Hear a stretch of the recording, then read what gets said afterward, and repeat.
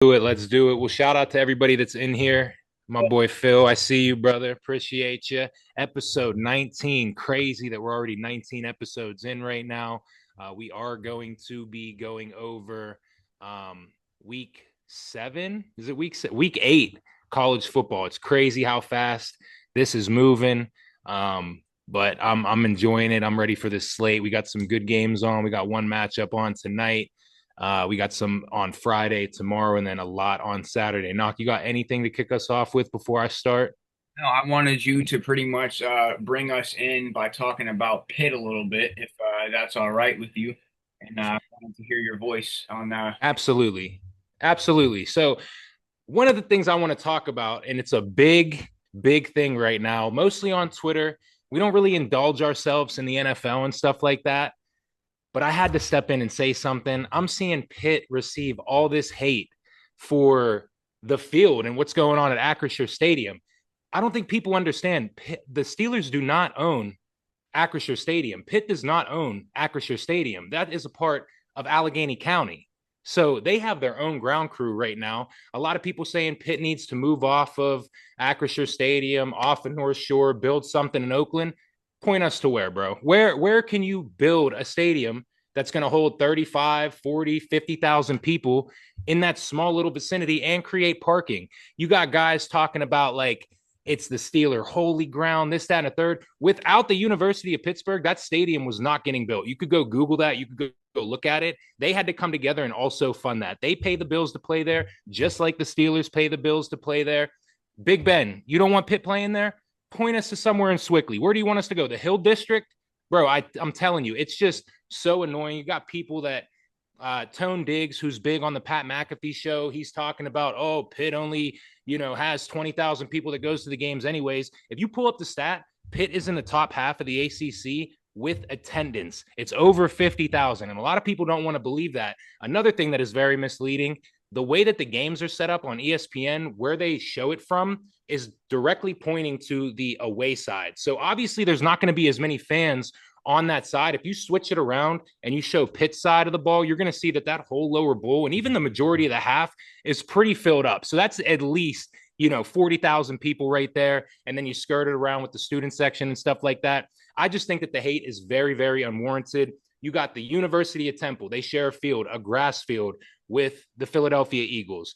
You got the University of Miami, who also shares a grass field with the Miami Dolphins. And then you have USF, who shares a grass field with the Tampa Bay Buccaneers. Tanaka, do you hear any of those three teams that I just mentioned getting as much hate as the Pittsburgh Panthers? No, not one. But to be fair, I think all those teams are getting their own stadium here in a couple of I years. don't. Besides USF, bro, that's it. That's the only one. So you're wrong on that. I'm not trying to be a dickhead, but USF is the only one. Miami's not moving anywhere. There's no room for them to move into Miami Gardens. And then same with Temple. Where are they going to build in North Philly? I don't get that. So it just doesn't make sense. If you want to take out like the anger that you have for the playing basis, take it out on the field maintenance crew who's supplied by the Allegheny County, and I forget exactly who the main owner is or what the name is of it. It's the Sports Exhibition Authority of Pittsburgh and Allegheny County. Go after them. They're the ones being cheap as shit right now. Not to mention, I'm throwing them under the bus. The guy who's the main manager of it all is a Penn State graduate. So tell him to fix it or tell him to stop being cheap and bringing in this cheap sod and this cheap grass. So I don't know what you want us to do. Do you want us to go to build something in Swickley or the Hill District? Like, I don't know. Obviously, me as a Pitt fan, I would love for them to have their own stadium, obviously, but like the unsolicited hate, especially from people who have like a voice of opinion and they know that their followers are just tone deaf and are going to listen to them. Tone Diggs for Pat McAfee show, like, bro, he played at Duquesne. There's 50 people who show up to a game there. Like, let's not talk about attendance whenever you went to a school right there that's mainly in the city and you have tow away bleachers that you bring in every football season. So that's my big gripe. I can't stand it. It's annoying. Obviously, I'm a Pitt homer, but I also am a Steeler fan too. So when you got a Big Ben talking about they need to move on, bro, like point us in the direction, tell us where to go. But let's not take away from the fact that Pitt University was like a big time ball player in building this stadium as a whole. It's not like the Steelers funded everything, and then we're like, oh, let's bring Pitt along. Like, no, bro, they helped fund that stadium from the beginning.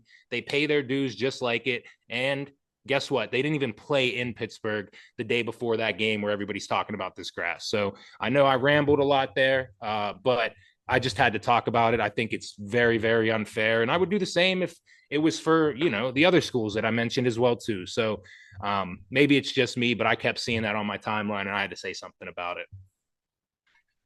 Yeah, no, man, I hear you. Go off, take that sip of water there. I know that was a rant and a half, but that's all right, dude. I mean, I was taking a look back at Pitt's old stadium, from back in the day when they were in Oakland, and it's just like, it's just more of an expanded area now. There's really no place that you can put a field down there. So, just change the name back to Heinz Field, please.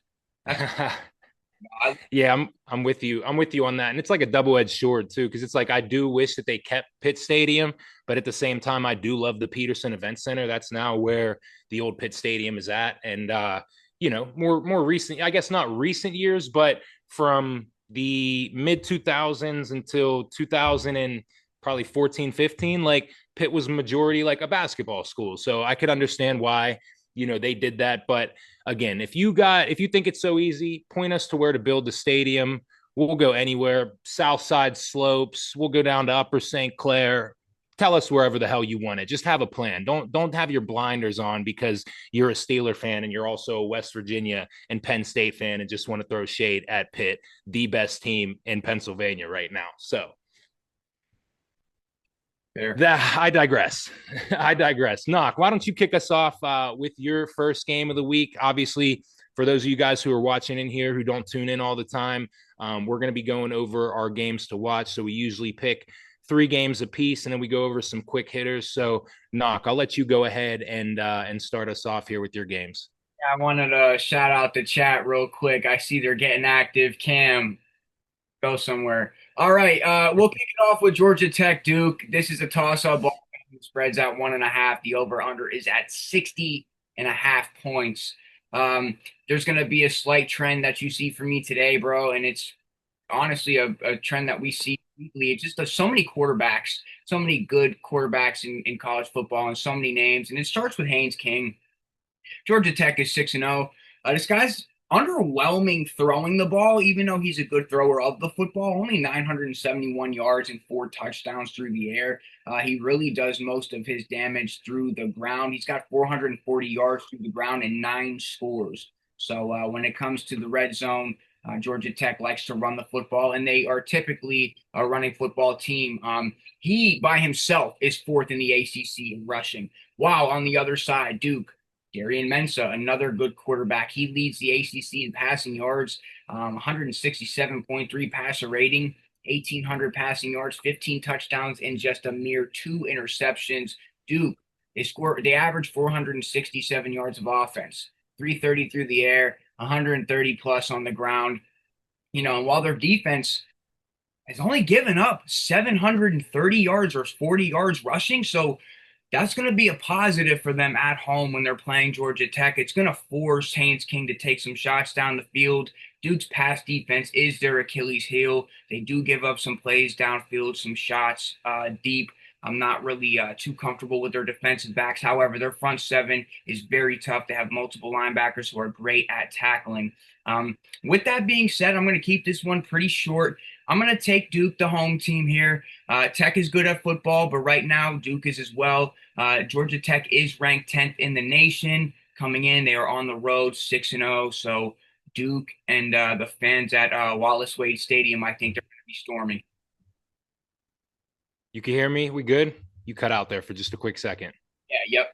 All right, cool. No, I like that, Knock. I think this is going to be a really good game. It's one for Duke to prove themselves as well, too. The matchup I'm really going to be looking forward to is seeing how Mensa does against Georgia Tech's pass defense. So Georgia Tech's pass defense ranks 34th in the country. One of the other things that I think is going to be big for Duke if they want to win this game is to make Georgia Tech turn the ball over. So right now, Georgia Tech's ranked 99th in the FBS with a -3 turnover margin compared to Duke. Duke is +5 right now. So they're winning those turnover battles. I think I'm just going to be betting like, or just picking with my heart, I guess. I like Georgia Tech. I want them to continue to win games. I kind of like the money line just to win outright, to be honest with you. It's one of those games that is weird. Like, I understand Duke puts up a lot of yards and stuff, but I'm looking at the ESPN analytics. Duke has a 61% chance to win this. And I think Georgia Tech, when their back's against the wall, that's kind of when they perform the most or when they're looked down upon, I guess I should say. So give me the Yellow Jackets. I do like your breakdowns. The over's very, very high at 60.5, but I could see Duke, putting up 30. And if Georgia Tech wants to keep going with them, they're going to have to score 31 to get that over. So I like that, Knock. This is a really good game that I'm looking forward to. Yeah, I think I tried to keep it like, you mentioned it over the phone with me earlier. We've been talking about so many specific teams that I just wanted to steer away from that and shed some light on Duke, Georgia Tech, and the ACC. Love it, bro. Love it. I definitely want to shed some light on this team. I know that we've talked about them a little bit, but my first game of the weekend, I'm loving this LSU at Vandy. Right now, it's actually Vandy -2.5, and the over/under is 48.5. So this Vanderbilt team, I mean, it's not the same one that we grew up watching. They're sitting at 5-1. This is actually their best start to a season since 2008, where they also started 5-1, but they kind of fanned out and finished 7-6 that season. So Diego Pavia just continues to be electric and elevate his play as his career goes on. It feels like he's been in college for 10 years right now, but he leads Vandy in not only passing, but rushing as well. But don't let that fool you. They still have a really good running back, Cedric Alexander. He's actually averaging, I think, over 6 yards a carry right now. We saw him against Alabama break that run for over, I think, 60 or 70 yards to kind of start the game out a little bit. And how could they not have a great run game with their offensive line? I mean, they have 4 graduate transfers starting right now. So that's a ton of experience. That's something that you really don't see across the collegiate level. They went out and made some big splashes in the offseason in the transfer portal and spent some money, and it's paying dividends right now. So the strong suit of their defense is their run game as well. Just flipping over to that side of the ball, they're only giving up 90.7 yards per game. That's 16th in the country. And how could you not, whenever you have a guy like Glenn Seabrooks, who's the nose tackle, 6'3", 350, just a house, bro. The dude is a tank. And then you got Miles Capers on the outside, who has 4.5 sacks. So I really like this Vandy team. Moving over to LSU, I know they only have one loss, but I mean, I don't think I'd be by myself to say that they've been very, very underwhelming this year. More specifically, Garrett Nussmeier. I mean, he's come in. I think he was the odds-on favorite coming into the season for the Heisman. I know he was looking to be projected top 5 pick going into the NFL draft. And right now, against the one thing that scares me, so Vandy's ranked in ranked games. Garrett Nussmeier has thrown 10 touchdowns and 9 interceptions across that matchup. So when the going gets tough, he doesn't really show up right now. So he's going to have to show up this week. This Vandy team is much, much improved even from last year. So it's going to be interesting to see. And they have to get Caden Durham started earlier in the game. They really cannot find their rushing offense right now. We've seen the clip where Brian Kelly, that fraud, was asked what's struggling in the run game, and he blew up on that reporter right after. So I'm not a Brian Kelly fan. I can't stand him. I do like LSU, so it is a little bit weird, but LSU can't solely rely on their defense this week with how explosive Vandy's offense is. They're known for big plays. They have a very quick tempo. The guys on LSU's defense are like weeks. They're going to get tired out. We see him throwing up damn near every week. So this is a game I'm very, very excited for. Give me Vandy -2.5. I even like them on the money line. I know that it's, the odds aren't too good. And then I even like the over in this game as well too. For Vandy to win, I think they're going to have to score a bunch and hold LSU to, minimal points there. But I like Vandy in this. I want to see them get a signature win. So give me the Vandals there. Yeah, it's no surprise. Actually, let me rephrase that. It's much of a surprise to everybody, the decline of Garrett Nussmeier coming into the season. He was, 29 touchdowns last year. He's got 9 touchdowns, 5 picks. He had 4,000 yards passing last year. He's only got 1,400. Half the season is over. This guy might not even eclipse 3,000 yards passing. What Chip Kelly's done down there this season, I'm not really sure what's going on. LSU, like you said, they have to get their running back involved. They have to get the running game at some point involved. There's no continuity there.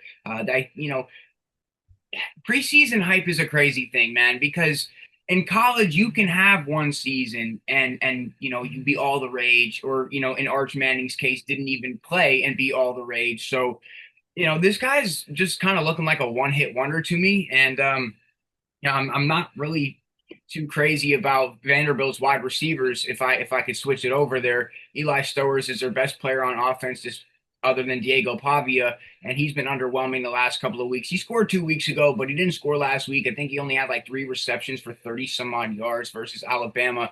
The wide receivers and the weapons, I mean, they spread the ball out, but it's a one man show for Vanderbilt. Again, and just a quarterback duel, two guys going at it. I like Vanderbilt here too, Mike. I think I'm gonna take them to cover the spread. I like it. I like it. One last thing too that I think helps get Vandy over the hump is LSU has pretty much dominated this series. They've won the last 10 meetings. So it's going to be interesting to see. I expect the Vandy faithful to show out early and often. So Garrett Sussmeyer, that's hilarious was. Yeah, so that's all we got from that game. Knock, if you want to go ahead and kick it off with your second one. Yeah. Real quick, Brody. Yeah, I'm a big fan of Ty Simpson as well. I think he'll be a good pro as well, bro. Yeah, I'll jump into SMU Clemson. Clemson has given me so much of a headache this season throughout multiple games. But you know what?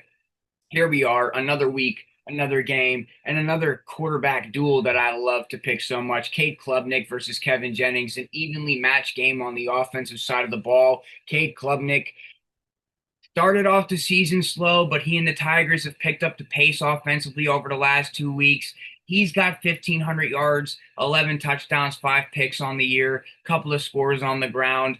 But over the last 2 games, I mean, Clemson, 79 points on offense, and might I add, they only gave up 20 total points in the last 2 games. So I started off the season slow. That loss to Syracuse was just blech. And the Mustangs, on the other end, they're no slouch, though. When it comes to playing football, when it comes to offense, period, they've always had an explosive offense. And Kevin Jennings is a vet at this point, 1,658, 15 touchdowns and 6 picks. He's efficient. He makes quick, decisive decisions. He hasn't been as mobile as he is in the past. I don't really think he's needed to be. And that's going to be a threat for Clemson, to be honest with you, if he does get those legs moving. But something about both of these teams that are pretty interesting to me is the running game. Both running backs are super similar. Both TJ Harden and Adam Randall, running back for the Mustangs and the Tigers, they both have very similar stats, both around 400 yards, maybe 415 at the most, 4 to 5 touchdowns a pop. Both it's hard, when you have quarterbacks that are so highly touted coming into the season, all that pressure goes on them, and I think some of these head coaches and these offensive coordinators want to put the ball in their hands, and I mean rightfully so, but when you're a running back for Clemson, or when you play for some of these teams, you got to mix it up a little bit. As far as the wide receivers go, we've got two excellent wide receivers on both teams in Romello Brinson and Bryant Westco. These are standout guys, very fast, they're athletic, can make plays downfield, they make tough catches. Westco, I think, is a little bit better after the catch, but I like Brinson downfield. So both offenses show flashes. They both make big plays. It's going to come down to the defense at the end of the day. Clemson's defense is going to be a factor in this game. We've talked about them all season, especially their defensive front. At the beginning of the year, they kept LSU at bay. Against Syracuse, Syracuse couldn't do much versus them in the second half. They just had a lead, and Clemson couldn't crawl back in it. And over the last 2 weeks, like I said, they held two different teams in North Carolina, and I'm drawing a blank on the other game last week, but to 10 points, you know what I mean? So can you keep Kevin Jennings at bay? They're going to need guys like Avion Terrell. They're going to need Sammy Brown, their best linebacker, their leading tackler, to keep him in the pocket, keep him moving around inside of the pocket. I'll be honest, I like Clemson to cover, and I don't want them to do me dirty, but I don't think they'll do me dirty and screw me over like they have in the past. I like the over here as well. I like it, Knock. Yeah, they beat Boston College last week, who is terrible. right now at 0-4 in the ACC. But I like that. I'm also going to back you with the Clemson. This would be another game where if Cade Klubnik wants to show who we thought he was coming into the year, this would be it.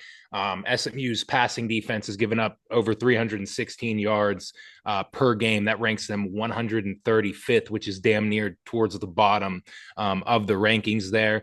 They do need to take control of the ball. They have a -4 turnover margin, and SMU has a +5. So that is one thing that they're going to have to watch out for. And I feel like a nerd giving out all these damn statistics and everything, but SMU is a very heavily penalized team. They're 114th, averaging almost 70 yards in penalties a game too. So they're going to have to clean that up if they want to fight with Clemson.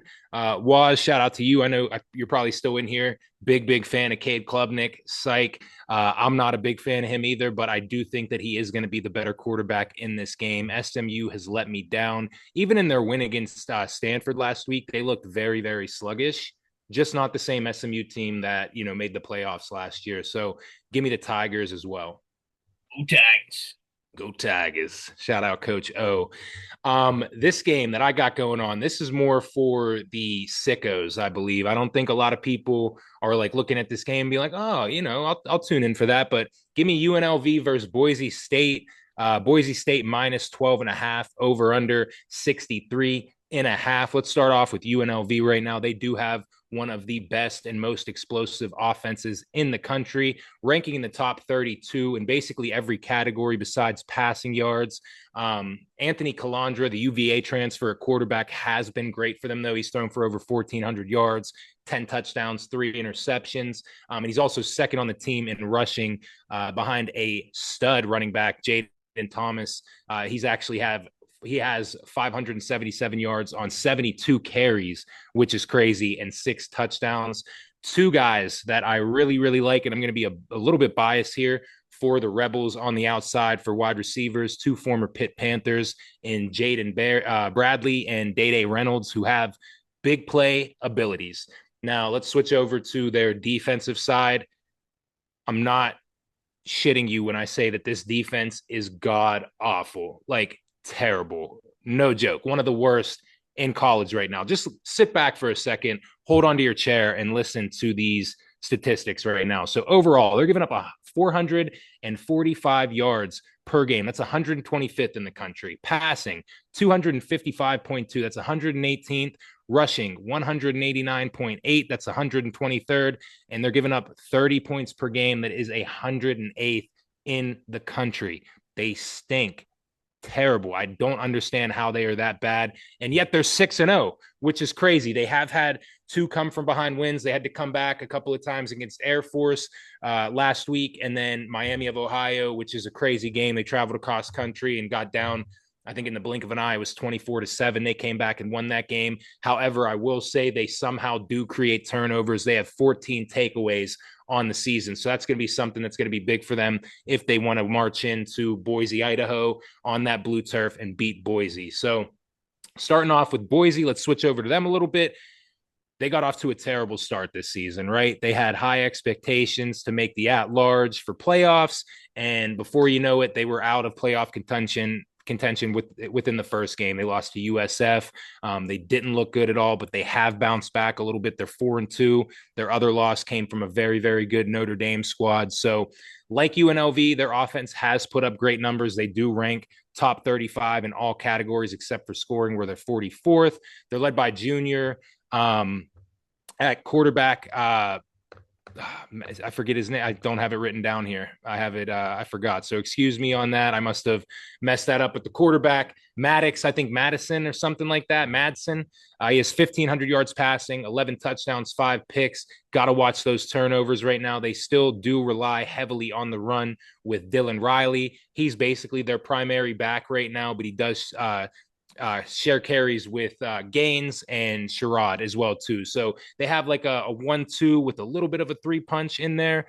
So look for them to lean heavily on that run offense, especially with how bad UNLV's defense is. The defense of Boise is very good in the pass game. They're only giving up 186 yards, through the air, and Amarion McCoy and Ty Benefield, they anchor down the secondary. So I'm a big fan of Boise State this weekend. I will say both of these teams heavily penalized. Boise State ranks 123rd in the FBS, and UNLV, no shocker, because we talked about it before. For my Steeler fans in the chat, they do have Vontez Burfict on their defensive stats, so of course they're going to be getting a lot of penalties. They rank 134th, excuse me. So for this game, as much as I want UNLV to kind of march on and keep this, nice little season going on, I know it's a lot, 12 and a half. Give me Boise State. UNL's defense is just terrible. They've gotten down big in a couple of games this year, and sometimes you're not going to be able to dig yourself out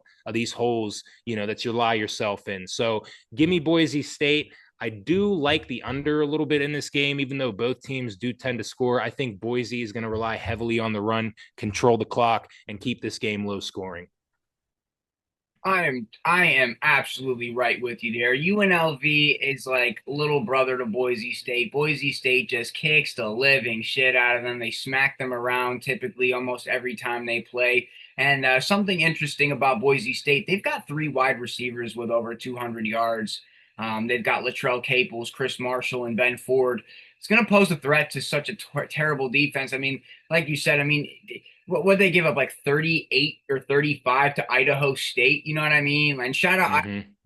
they're not bad, but come on now. There's levels, obviously. So yeah, I'm with you. I think Boise State at home, they ruined that perfect season. I think they covered the spread as well. Yeah, I'm excited for it for sure. We'll see if Dan Mullins. I've seen his name circulate around a little bit for some of these jobs that might open up.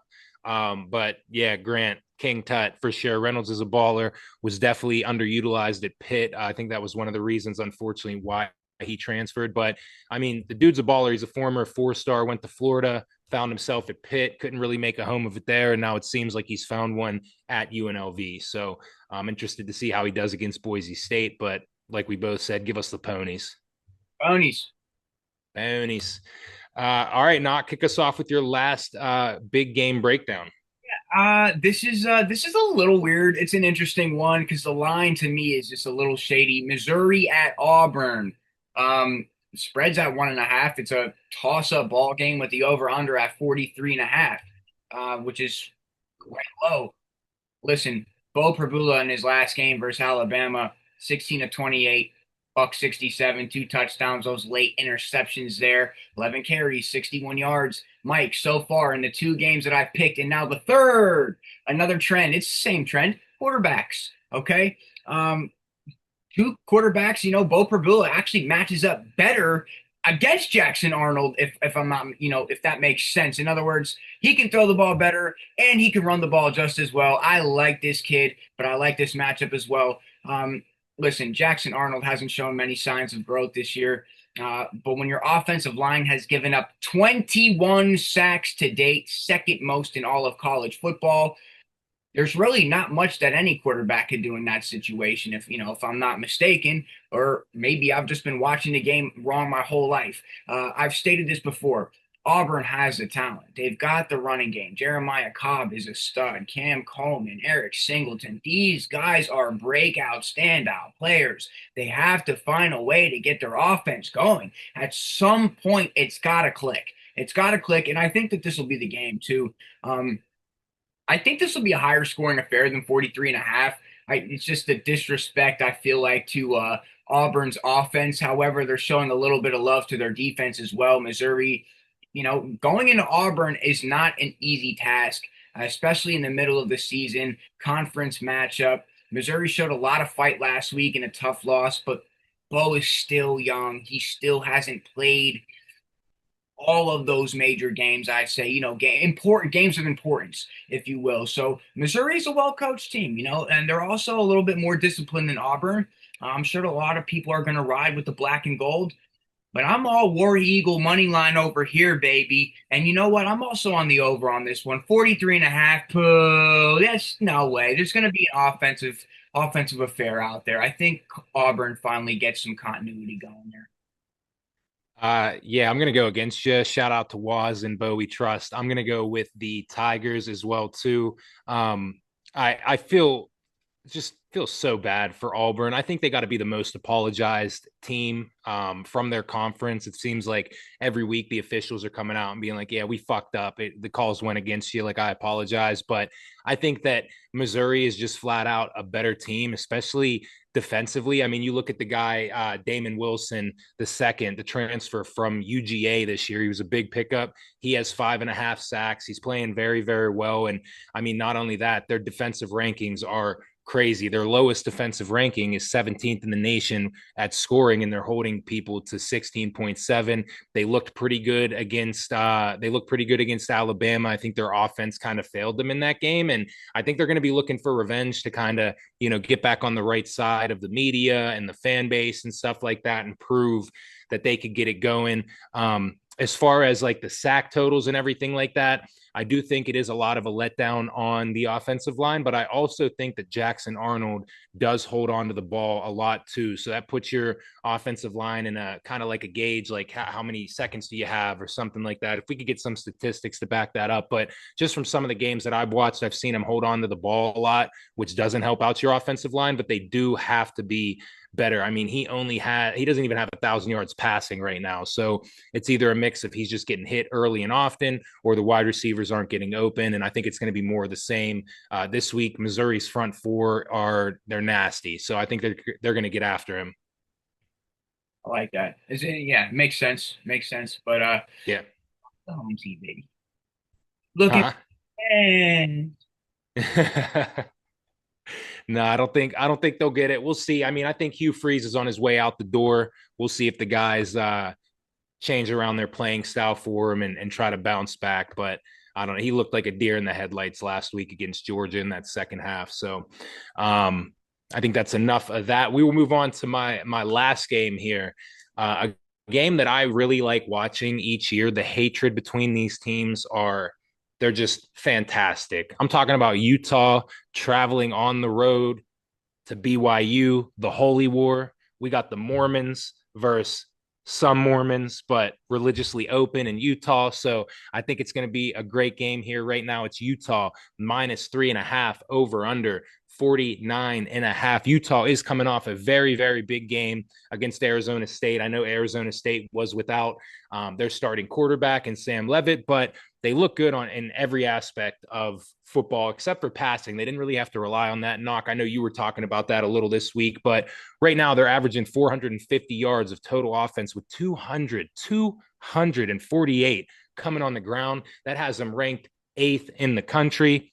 And I can't speak enough about how much I love Devin Dampier, the transfer from New Mexico. He came over, I believe, with their offensive coordinator, I think, came over to Utah. He followed him there. The head coach went to be on the OC at Utah, and he followed them there. I forget how that correlation started, but he's been really, really good passing, over 1,100 yards, 11 touchdowns, 3 picks, and he also leads the team in rushing, but he's followed very closely by Wayshawn Parker and Nakari Rogers. So they also have kind of like a 1-2-3 punch, jab, jab, hook, hook right there. But Wayshawn is more of the home run hitter. I do believe he's averaging over 5 yards a carry and has some longer established runs on the season. Ryan Davis is also the leader on the outside at wide receiver. He's been Dampier's favorite target. He's leading the team by that aspect. And then Utah's defense is just very, very suffocating. They ranked in the top 20 in all aspects. And rushing is kind of where they give up a little bit more. They give up 140 yards on the ground, which isn't too bad. They got guys up front like John Henry Daly. I know me and you talked about him before. That's a hell of a name. And Logan Fano as well, too. So they're going to have to come ready to play against this BYU offense, because the BYU offense, more specifically over the past couple of weeks, has been leaning heavily on the run. So speaking of BYU, how good has Bear Bachmeier been? Throw out that he wears number 47. It's disgusting. Wouldn't happen on my ball club. Tell you to pick a new damn number, hit the road, Jack. You're not wearing 47. Disgusting. Andre Karolinko is the only guy that could wear that. But he's showing us that he's more than just a passer. I think he has been elevating his game as a passer, but he's also been elevating it as a runner as well too. He's accounted for 7 touchdowns on the ground, and he has over 230 yards rushing in his last 3 games. LJ Martin, holy shit, is this kid good at running back as well too? He's going to be a player on Sundays. Mark my words, some team is going to get very, very happy with him. He's gotten better each year. He's a junior right now, a true junior. He saw action his freshman year, his sophomore year. He's on pace for over 1,300 yards on the ground. And I'm also a big fan of Chase Roberts and Parker Kingston. They both have over 20 catches on the year. Those are Bears' favorite guys to throw the ball to. So I could see this Utah defense giving them a little bit of fits right now. But it's going to be interesting to see. Utah is first in the FBS in third down percentage, converting 60% of the time. And then they're also ranked 8th in the FBS in red zone offense, scoring at about 96.6% of their trips. Now BYU is 10th in the FBS, averaging over 33 minutes of possession time. So I think this game is going to be very, very interesting. I think that they play 2 different games, but also kind of similar. They kind of want to beat you up a little bit, but aren't afraid to throw the ball and, take the top off of the defense. We've also seen leading up to this game, Knock, I know that I sent it to you. The hatred between these teams are so crazy.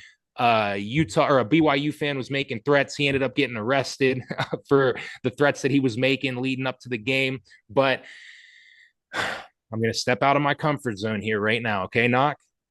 Give me the Utah Utes -3.5. I think they're going to walk into Mormon land, and I think they're going to overtake the Holy War, and they're going to be going back to the University of Utah with the win. Cover Utah in red. It's not going to be a blue state. Whoo! All right, that's a mouthful, and I like it for the most part. But I agree with you. 47 on a quarterback is fucking sweet. This kid Bear is sweet. You're nuts. It's awesome, dude. It's different. And you know what? I like different. So you're such a zoomer. I am. I can't help it, bro. But I get excited over stupid things, But with that being said, this is extremely difficult to pick. This is, why do we like BYU? Why is it that year in and year out, BYU is always in the conversation? They're always good football. I've very rare and seldom through my life have I seen Utah not being good. They're well coached. They're disciplined, and football starts right there. Here's my thing. As explosive as LJ Martin is, they've got some tough receivers, and I like Bear Bachmeier a lot. I think we're going to have to ride out with you on Utah covering the spread. BYU's won the last 2 matchups that they played, both home and on the road in Utah. Utah won the 3 prior to that. But, Devin Dampier, he poses a threat. They've got 2 running backs that they can maneuver around the field with. So that's going to pose a threat. At some point, I like undefeated teams to go down. The Holy War, this is the holy grail of them all, because both of these teams are super tough this year, Utah had that game against Texas Tech. And I think for me, that's going to be the deciding factor. They got to see what true talent is. BYU, I'm not really afraid of who they've played thus far this year. I think when you play a game like that versus a tech team like Texas Tech, it's gonna definitely have you ready for down the road. This is a road game though, and BYU's very good at home. It's tough to win there, so give me Utah +3.5, -3.5, -3.5. Yeah, it's definitely going to be a harsh environment. That is one stadium that I would like to go to, even though you probably can't have any beers inside of it. But the scenery out in Mormon land for BYU looks crazy. But I wanted to do a couple of quick hits here just at the Division I level as well too. So quick hits for those of you guys who don't really follow along with us or are new to the program. This is where we just kind of give out some picks that we like, talk a little bit about the games, but nothing too in depth. And with that, starting off just with the team that played BYU actually last week and lost in double overtime. Arizona is traveling to Houston. Arizona's -1.5. I do like the Wildcats, to bounce back and beat Houston. Houston is just they're just such a boring team to me for some reason. I don't know what the hell it is. But yeah, give me the Wildcats. Yeah, Connor Wigman's not very good. That's why I'm gonna rock out with you and no Peter there. Love it. Love it. Another game that I know that we were looking forward to is Alabama and Tennessee. So Tennessee got to travel on the road to Tuscaloosa, Alabama.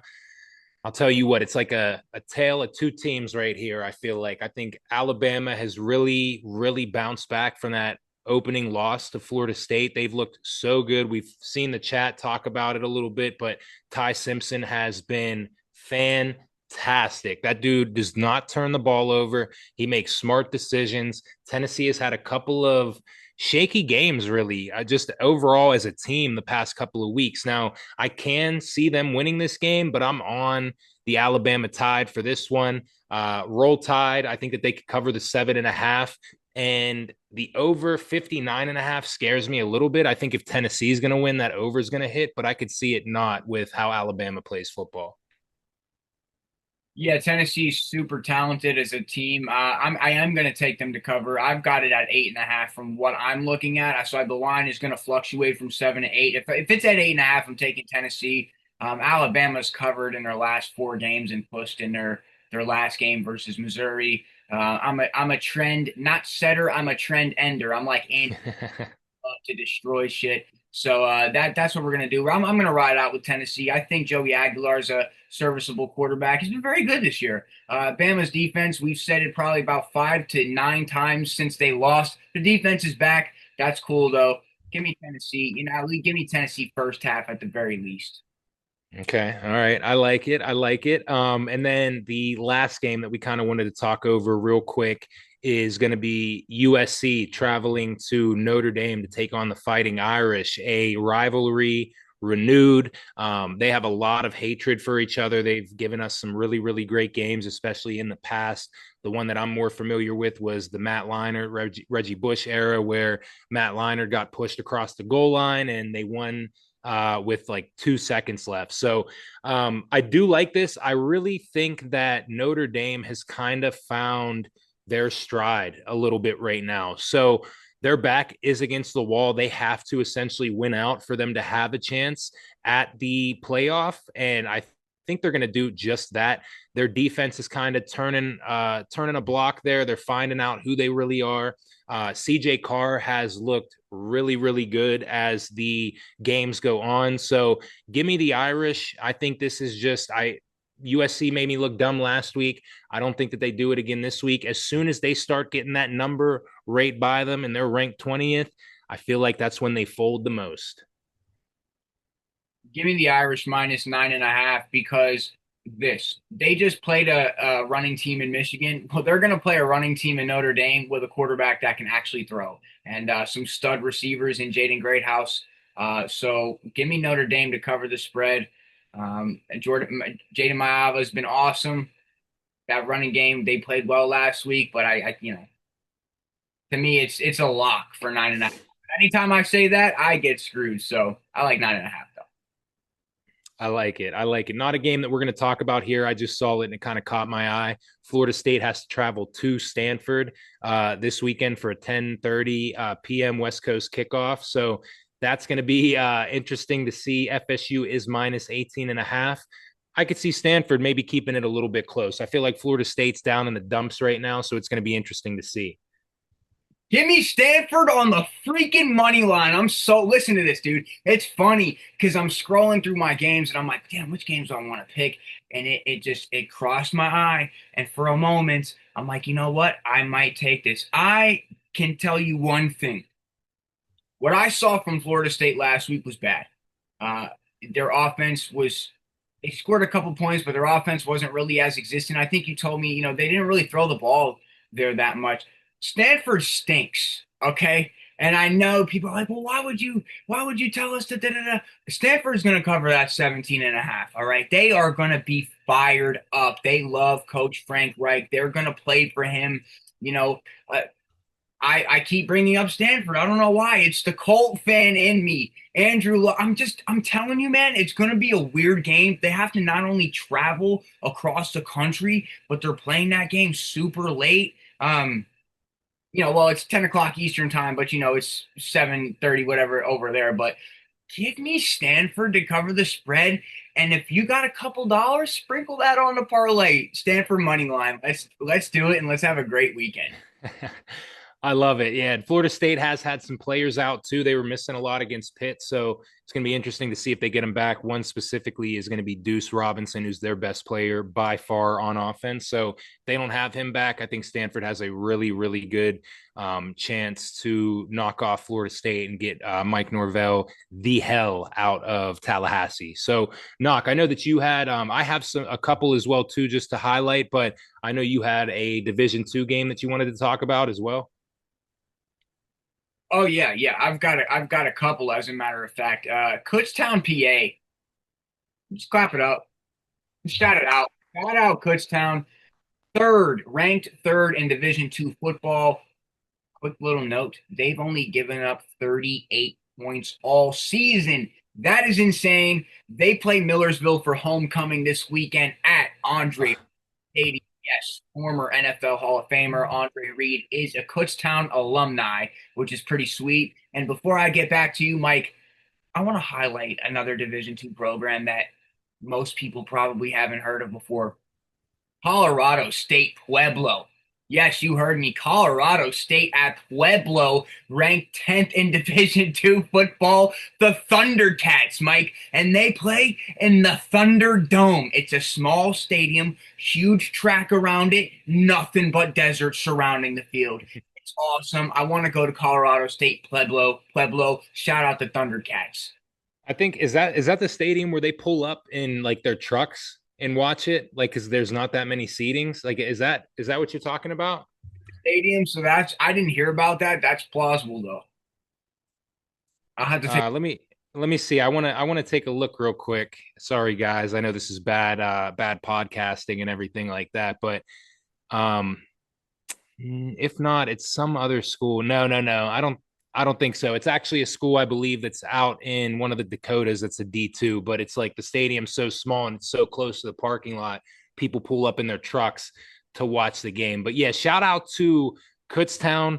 I was talking to you earlier. It's funny, like whenever I was in school going to Lock Haven and everything like that, they weren't as good as they were now, and then they just turned into a PSAC powerhouse in the eastern side of the division. They overtook Bloomsburg and Westchester for the crown. And the past couple of years, they've been ranked pretty high and have made it decently far, I think, in the regional playoffs. They usually run into Slippery Rock or someone like that and lose to it. So, speaking of Slippery Rock, they take on Indiana, IUP. So this is a very, very big matchup right now. So Slippery Rock has lost 2 this year, but they bounced back last week. They're back into the rankings at 25. These schools aren't separated too far from each other. They hate each other. So this should be a really, really good game to keep an eye on right now. And then another really, really good matchup is we have, let me find it right here, West Florida and West Alabama. So a little bit of a rivalry.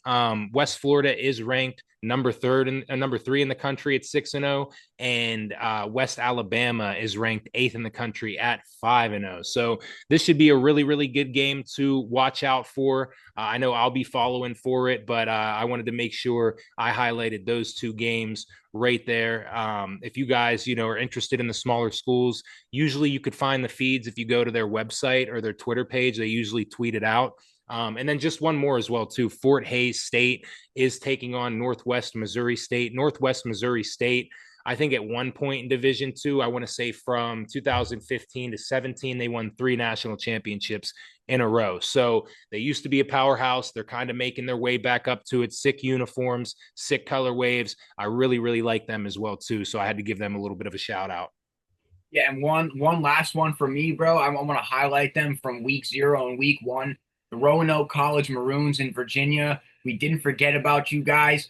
4-1 after not having a football program for like 100 years, well over 100 years. No, but about 90 some odd years, 98, 99, somewhere around that ballpark. Shout out Roanoke, man. We got you. We're locked in.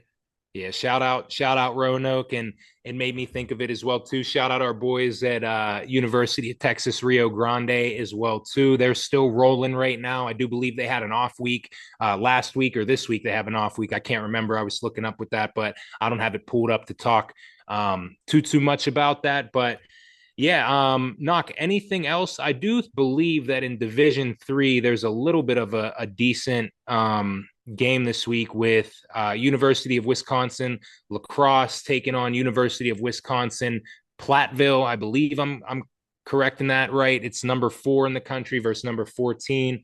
I'm gonna guess that they're not separated by too much. No clue on the geography of Wisconsin, so I just know that they're both University of Wisconsin branches. Okay. So shout out to them.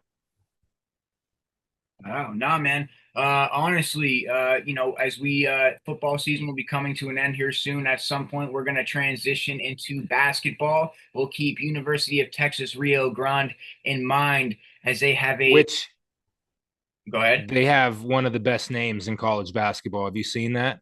Yeah, I was You were just gonna bastard. go ahead. Go ahead. Go ahead.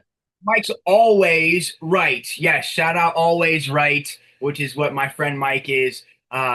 Yeah, it's pretty sweet name, man. Pretty sweet name. So Yeah, it's crazy. Also, shout out to another dude, a college that actually they played in my wife's division, NEC, Lemoyne University. I believe they're based in New York, maybe. I don't know. They have a guy. His name is Tennessee Rainwater, which is crazy. that's awesome. Yeah, Wild, bro. I grew up in Seattle. As Tennessee rainwater makes no sense, but yeah, the rainwater Right. makes sense. The Tennessee growing up in Seattle, being German, I have no idea there, but Yeah. Yeah, shout out to my Pitt Panthers as well too. They had 2 huge commits. I think I told you 2027 class. I do believe it is the 2026 class. 2 kids from IMG Academy. Both one is in the top 40, the other one's in the top 100. Right now, Pitt has the number 9 ranked class for next year in college basketball. We won't jump too crazy into that right now. We just wanted to give you guys a preview that we will be obviously transitioning over to college basketball as well whenever that kicks off. So for the Hoopers in here, Ro, get your lanky ass ready, brother. We're going to be getting ready for that and gearing up for it as well too. Maybe we'll even have you on to talk about what's that kid's name? He's a mix of basketball and football. I think Sheehan or whatever. He went to UPJ, played basketball, or decided that he didn't want to play basketball anymore, transferred to Division 2 Asheville, I believe, or Ashland, and actually ended up getting drafted in the second round as a tight end by the Bears, Bears, I think. Yes, Bears. the Bears. So yeah, but I think that's basically all for us. Knock, do you have anything else? That Adam Shahan. Yeah, that's it.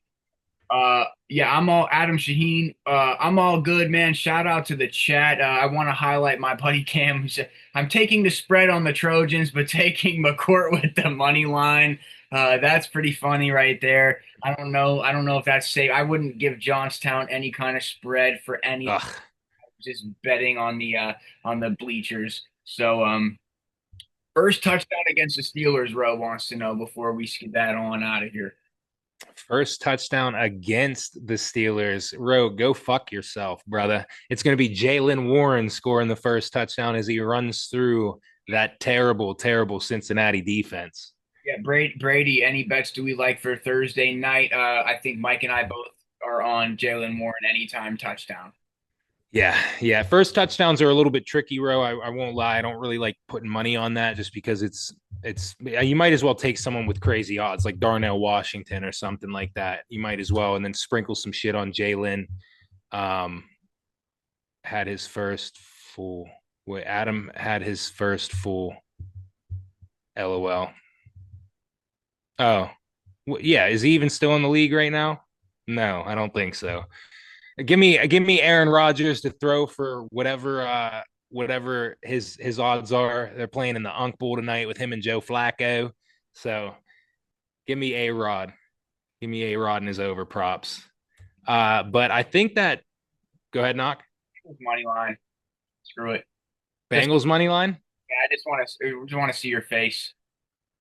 Whatever, bro. Did you hear for the people in the chat? I know y'all will like this. Did you hear Jamar Chase's comments after after they lost, talking about the Steelers, then how he said the Steelers are going to try to come in and raw dog us. Crazy. Crazy. Get that man some PR 101. Nuts. I don't understand that. And then Joey Porter Jr., they asked him if he heard it, and he said, "Yeah, that was crazy." But he's not wrong in the sense. So watch out for the Steelers. Call the cops tonight. You see them doing some raw dogging. But I think that just about does it for us. I appreciate everybody tuning in the chat, interacting as well too. This is something that we're probably going to start doing a lot more of as well. So be on the lookout for it. Make sure you guys go give us a follow on TikTok, Instagram. Subscribe to us on YouTube. We're also doing a cool initiative for every subscriber, every follower on Twitter, TikTok, Instagram, that we're going to be donating 10 cents to a charitable organization. We'll be having those details out for you guys a little bit more, but make sure you go spread the news around and, keep showing love. We really, really do appreciate it. Yeah, man, we appreciate you guys hopping in the chat as always and keeping us entertained. I just want to highlight real quick that Mike and I, about 15 to 20 minutes prior to the live, were unable to go live. We had to attain a certain amount of subscribers on YouTube. We scrambled around. We made it happen. We didn't make it happen, though. Y'all made it happen, man. So thank you to anybody that responded to our messages, for you guys coming in and commenting and taking the time out of your day even to listen to us, whether we know you or not. It doesn't matter, bro. We know what it's like to have a daily life, and y'all got families and things of that nature. So it truly means a lot to both of us. Yeah, absolutely. Absolutely. And we're still very young. We started this obviously back in late August, and we're just getting started. So we're looking to grow this as much as possible. We have a lot of fun doing this, no matter if we have 5 people viewing our videos or 5 million people viewing our videos. We're going to be, the same people that we are today. We will be tomorrow as well too, no matter what happens. So we really do appreciate you guys. It means a lot more than but thank you guys for tuning in, and we will keep you guys posted for next time.